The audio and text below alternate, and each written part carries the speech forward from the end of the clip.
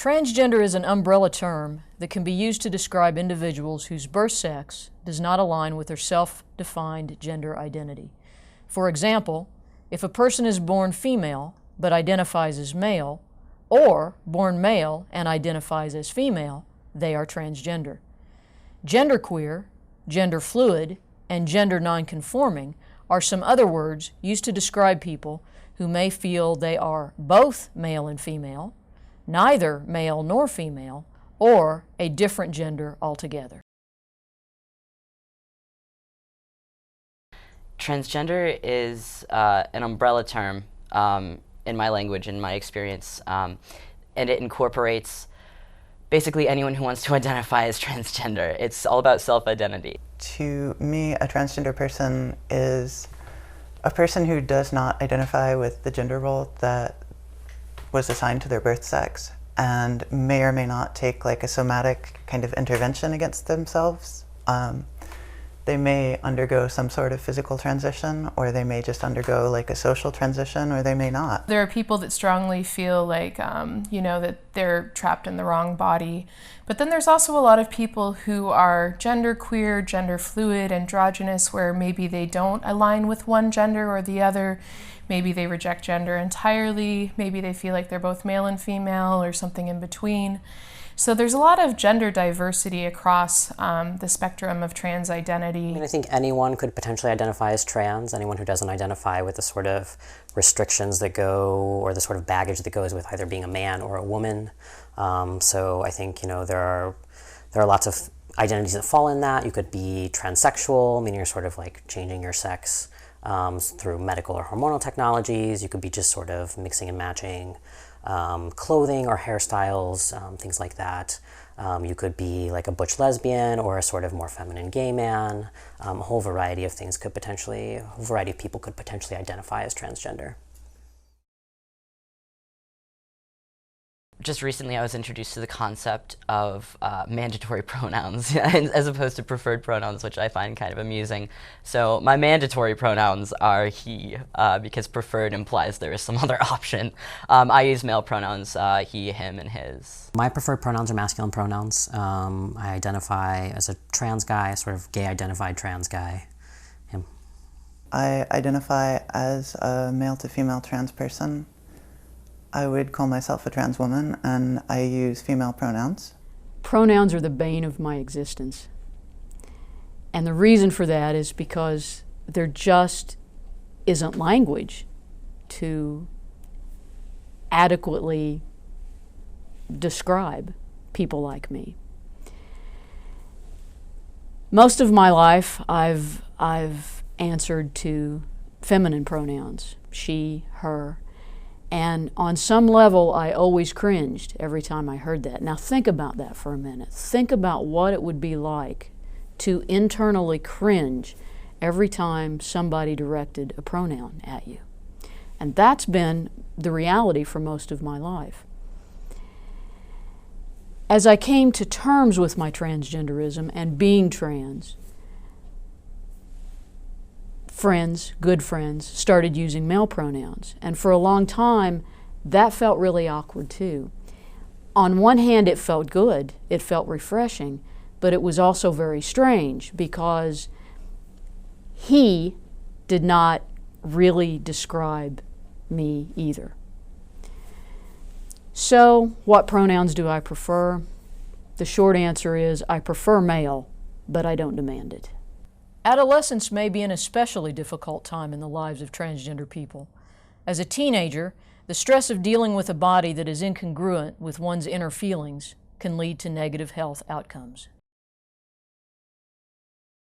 As an adolescent, I know my parents sort of picked and kind of prodded at my gender expression at the time. They weren't a big fan of it. So I know a lot of trans people kind of go through similar scenarios where they express something of what they want to express as far as their gender identity and expression. And people in their lives kind of tell them no. You can't wear that, you can't do that. Adolescence was difficult for me because my stepfather was not comfortable with my early expression of identity, and I knew I had to hide it from him to avoid, I guess, sort of like kind of violent reprisals. And So I started seeing therapists for it when I was, I think, 18, 19.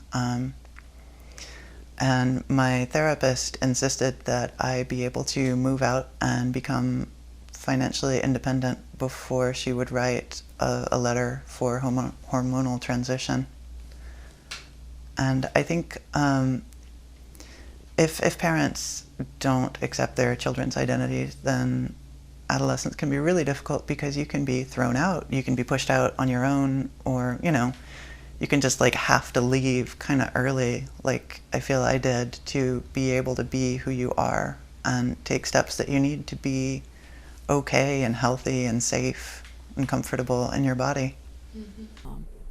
Adolescence was a particularly tough time for me, as I think it is for a lot of trans people. If you think about it developmentally, adolescents, particularly early adolescents, we're all still in a place developmentally of concrete thinking. Things are black and white. And so consequently, adolescence is a time of real gender intensification.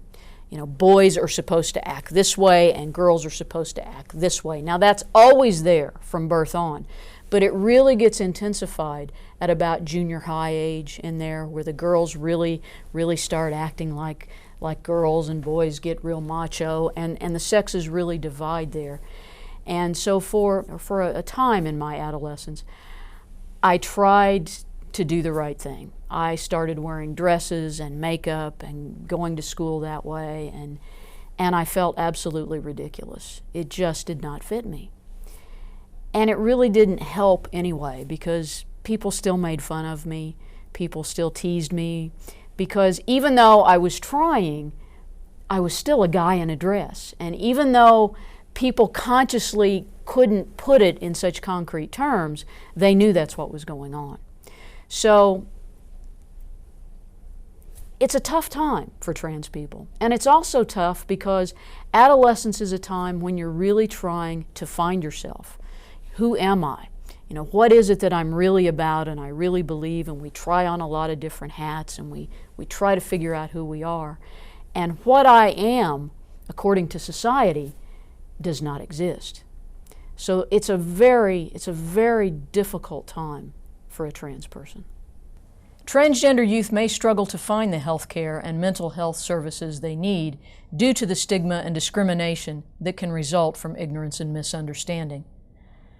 Medical professionals typically do not receive education on transgenderism or training on how to serve trans people.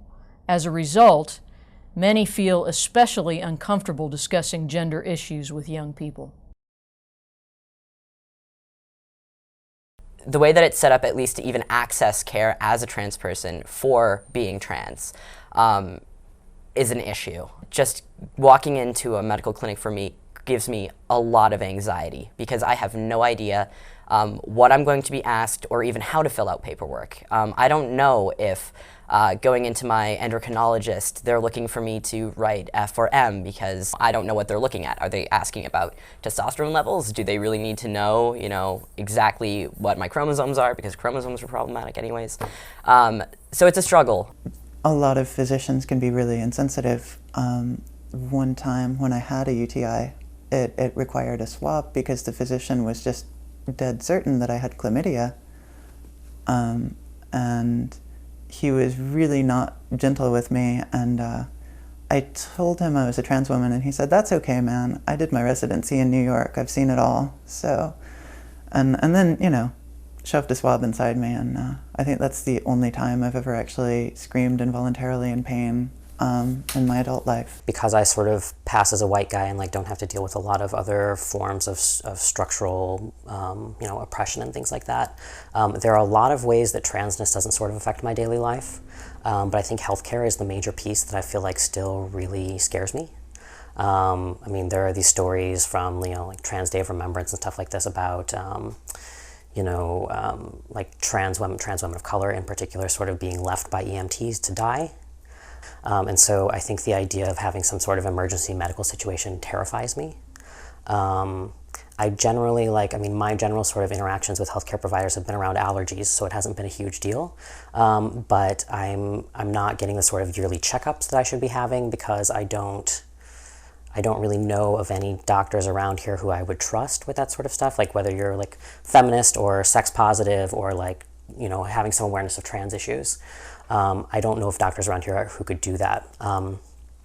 A friend of mine has made an appointment to go up to the Chicago Women's Health Center for, you know, sort of gynecological care and asked me if I wanted to go with her. And I realized, like, you know, I should probably do that. I should probably make an appointment in some place that's more sort of feminist or queer positive or something like that. But I also realized that, like, even though I would sort of trust people there to be aware of my medical needs and not make, you know, sort of transphobic or homophobic assumptions about my body and my sex practices, that still feels like it's going to be a very difficult experience at this point. I mean, it's always sort of awkward to be having some sort of gynecological exam, but there's something about it that feels like a little bit traumatic to me still, even though I would be going there because I trust them, you know. I showed him the letter that I had from my therapist, and he said, "Oh, that's cute, but I don't really require a letter." And he saw my name and said, "Jane, is that what you want to be called? Okay." And he called me Mr. Waldrop a lot for the most part, until one day he came in to announce that my testosterone count was under 60. So when he came in to announce that my testosterone was suppressed, he called me Ms. Waldrop for the first time, and he indicated my breasts and said, "Are you happy with those?" And while he was listening to me with a stethoscope, his hand found one of my breasts and he started playing with it and jiggling it and just sort of toying with it, and I blushed, and he said, "That's some pretty titty there."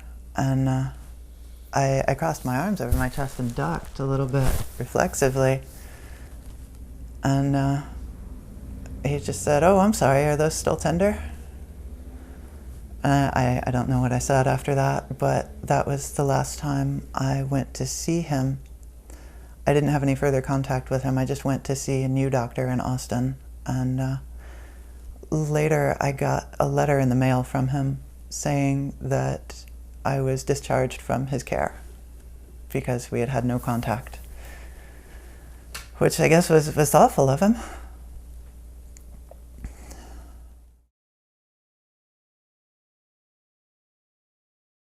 There are all of these forms that just sort of make assumptions about the relationship between genitals and genders, right? So, like, I mean, if you're talking to someone who has a uterus and like you have particular questions about like a uterus or a cervix or a vagina or whatever, like you can talk about that without saying like women's anatomy or assuming that the person who has those parts is a woman, right? Like most of the people you see who have those parts are going to identify as women, but some won't.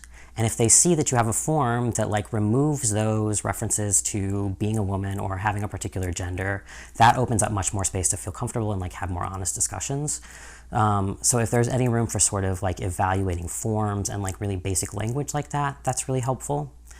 There was another unit there that was thinking about like, they had like 2 separate sheets for the instructions for like urinalysis sort of collection, right, for urine samples. And so instead of like figuring out like, do I think this person has a penis? I'm gonna give them like the instructions for if you have a penis. They were just gonna print them on 2 sides of the same paper and just give the paper to the person and let them look at the side they wanted to look at, right? So that helps, like any of those sort of like simple ways you can deal with the sort of forms and the paperwork to open up more space, I think would go a long way towards making trans people sort of feel more welcome and feel a little bit better in those spaces. Something that I've found interesting is treating it less like a disease and more like a just sort of naturally occurring medical condition, like pregnancy, oddly. So the idea of kind of having that kind of similar thing, like treating it as though it's a naturally occurring, which it is, just sort of amazing thing that happens on occasion.